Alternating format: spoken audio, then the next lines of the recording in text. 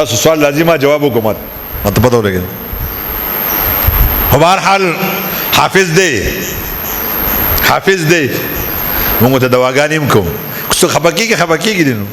موږ دواګانې ورته کوم ارخه کار والا ته موږ دوا کوو او ګیله به دې کوو پوجانو نه به هم ګیله کوو کو خپکیږي پولیسو نه به هم ګیله کوو ګیله به دې کوو ګیله روڼه نه کوي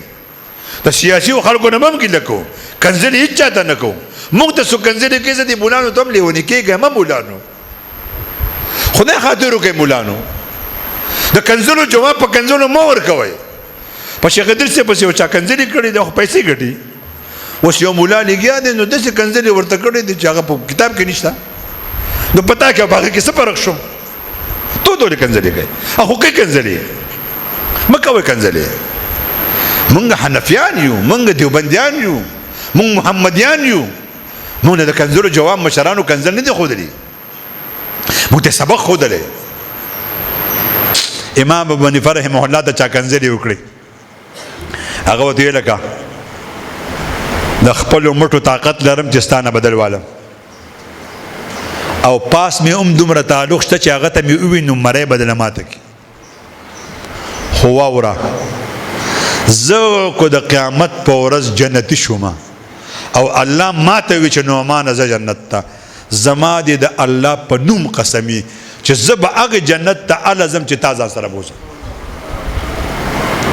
ما ته به یو سړی کنځلې کوي زما استاد ته به کنځلې کوي زه به ورته کنځلې کوم ما ته به یو سړی کنځلې کوي زما استاد ته به کنځلې کوي زه به یې بچی حافظ کوم زه به یې بچی عالم کوم زه به یې رور حافظ کوم زه به یې لور عالمه کوم دی به ما ته کنځلې جواب راکوي زه به ورته د قرآن جواب ورکوم زه به ورته د علومو جواب ورکوم ګټه به د چای ګټه به زمونږ انشاءالله ګټه به زمونږ او د دې خلکو جبې مونږه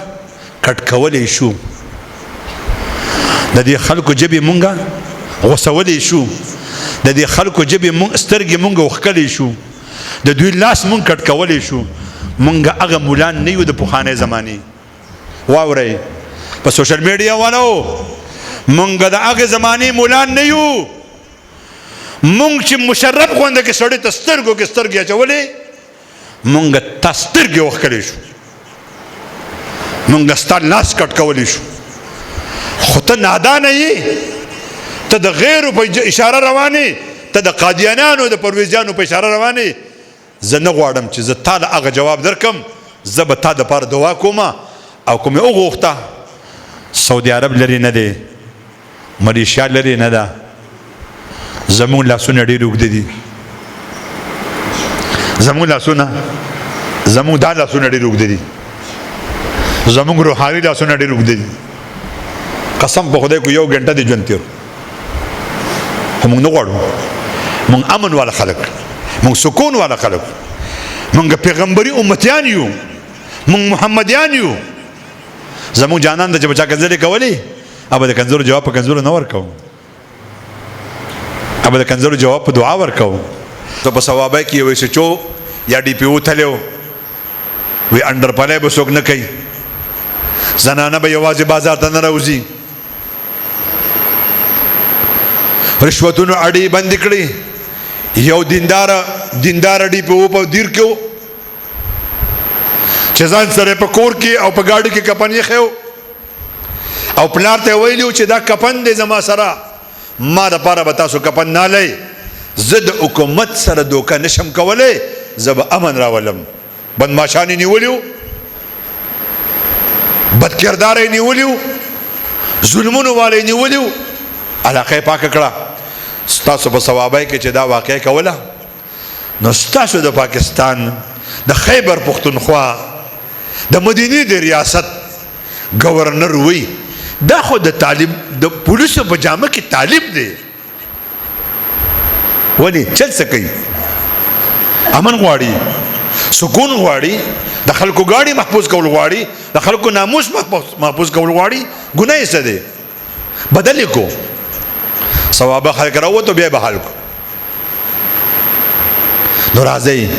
زما د زړه درد دا دی چې په خاندان کې یو مولا کا یو حافظ کا دا یو حافظ به څه کار کوي آخرت کې به در سفارش هم کوي خو په دنیا کې به د نکاح کوي،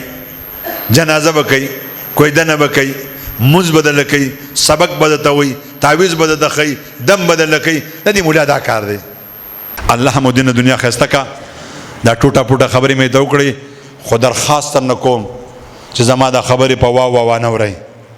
زما دا خبرې اړه ته کوزي کوي. د نن نه د علماو سره تعلق جوړ کړئ، د منبر او د محراب او د دیوال سره تعلق مه جوړوئ، د مولا سره تعلق جوړ کړئ. الله به محافظان عالمان کی.